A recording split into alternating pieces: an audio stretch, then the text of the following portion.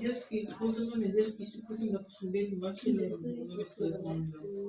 детский, он для детских тоже предназначается. Но ich kann nicht leben, wenn ich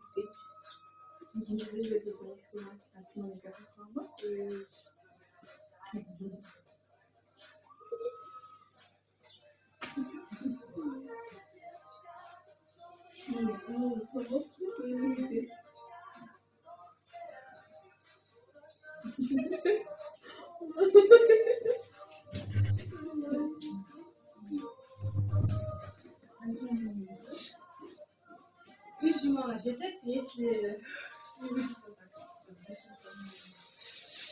ben karanlıkta görüyorum. 5.000 lira.